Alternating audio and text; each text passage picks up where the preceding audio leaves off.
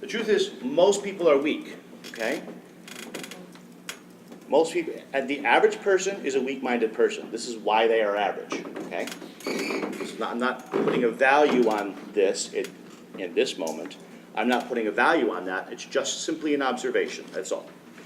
Okay? So a strong-minded person can handle being trained like you would program a computer, okay? So if you were going to program a computer, you would start at the beginning. What would be the first thing that you would do? Anybody? What would be the very first thing that should be, Daryl? Teach them how to sit. Yeah, the posture, right? They should be in a T formation. That means their torso and their shoulders should be square, right? So if I'm teaching a really strong person, I know that they're going to be able to handle just being told that and not feel like, oh, I have to practice sitting with my guitar. Anyone who's weak, they're like, dude, that's stupid. Just show me what to do, right? They don't want to sit there and be told to be adjusted on how to sit or how to stand. They're bored. They're not going to do it. And they're not going to practice this at home. Because they're going to think, well, what is there to practice anyway? Okay? So under strong, we're going to write here root. Okay? We're ultimately going to the true root of whatever their problem is. Okay? To the premise, to the foundation. And then, just like if we're trying to grow a tree, we start with the root, we get up to the trunk, get to the big branches, the smaller branches, then the leaves. Okay? For a weak-minded person, it's almost the exact opposite. Okay? For the weak-minded person, they need a victory right away. They need to win. They need to see, oh, wow, crap, you just showed me how to do this, and now some aspect of my playing is better. Those people need an instant victory. If they don't get it, they become discouraged. And they don't trust you or the process that you're trying to take them through. And what does that lead to? It leads to them not doing what you tell them to do on a consistent basis. And if you fail in this area, everything is lost. You've lost the battle. They're not going to get better. You're going to be frustrated.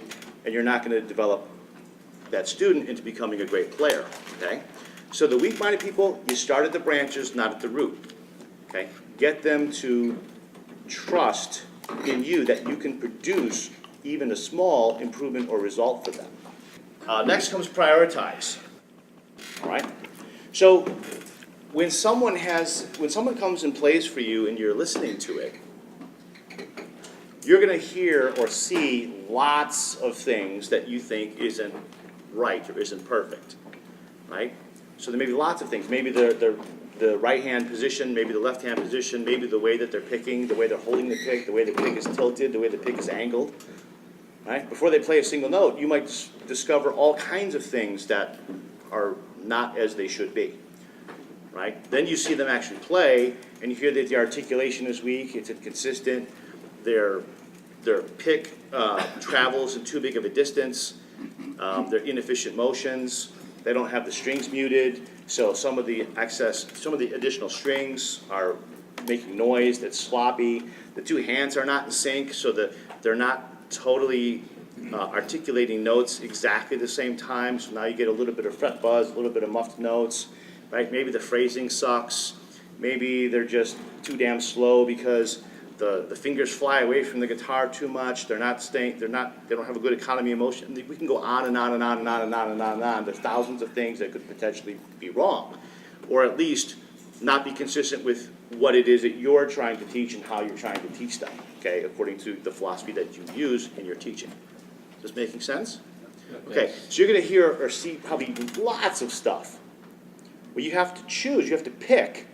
Where are we going to start? You can't dump all these things on them at once and say, let me give you a list of 457 things that you need to fix right now. They're going to overwhelm them. So somehow we need to prioritize. How do we prioritize? By personality type. Okay? Strong-minded people, we would prioritize from the root and go up.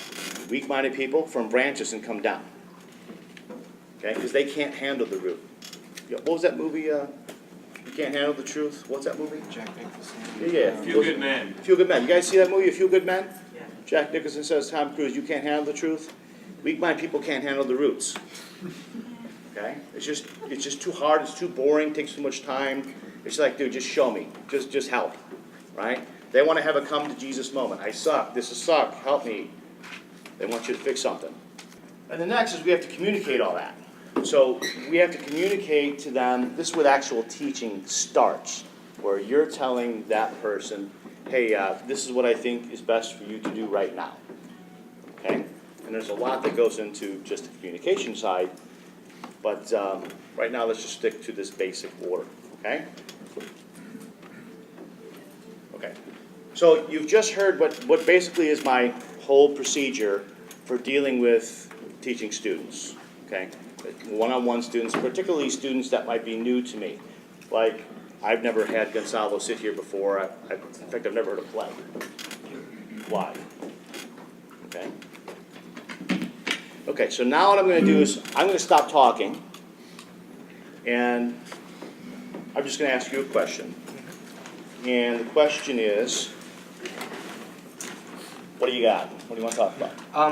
I have a problem that has been bugging me for a long time now, which is in my left hand, where I feel that I cannot control my ring finger well enough to have sequences of 3 notes per string, for example, 1, 3, 4. So it always breaks up when I try to go faster, or when I do 1, 2, 4. Right now it's okay, but if I try to go faster, my ring finger tends to go down and muffles sometimes the strings, which doesn't allow me to play runs cleanly. Okay. All right. Now, I've listened, and now I'm ignoring. Some of that was, I think, was good and accurate, and it was on point. But there are other things that wasn't stated that I think exist that are contributing to the problem of what he stated. Some of what he stated were symptoms, and some of what he stated was part of the problem. But there are other parts of the problem that I believe exist that he didn't yet state. Okay? So this is why I don't just jump right in and start answering the specific things that he said, because I know that his premise has some missing pieces. Okay, or at least I think so. Okay. So you guys heard what he said, right? So what's the next? You guys are taking notes. We listened. Maybe we ignored. Maybe not. I don't know what these guys are thinking. What's next in the list? What happens next? What's the next piece of the process? Silent play. Okay. So why don't you just have a seat here and take over. Ask our buddy Gonzalo the silent play and analyze it, and you guys all listen, observe if you want to. There's a little secret that I'll tell you is that sometimes when people play, sometimes I watch them, sometimes I don't. Sometimes I look away, sometimes I look at the floor. Okay? Because when you're sitting like this, all right, I'll stand over here. When you're sitting like this, you ever have a student who does this? They're playing, and they look right in your eyes, and they stare, and they're in a trance. I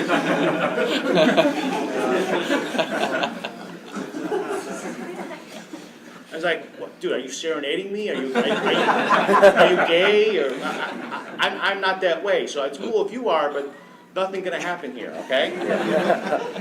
I don't know what the hell's going on. What should I think about this? You know what I mean? It's like, are you gonna start singing love songs, or should I look away now?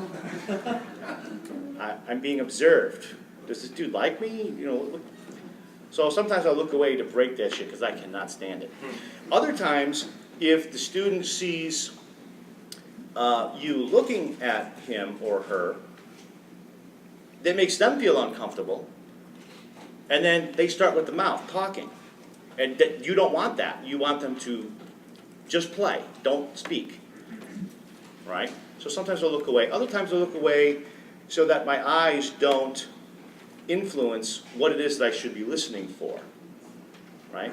So if I'm looking at, like for example, if he starts playing with his right hand, from this angle, I can't even truly see what I really need to see to check out his picking hand. To do that visually, I would really need to put him over here, and then I would look down the neck of the guitar, and then I see what's happening. Or I'd get up and stand behind him, which makes him feel uncomfortable all the time, and I'll look right over his shoulder. Right? If I really want to see what's going on, that's what I would have to do. You can't see it from there.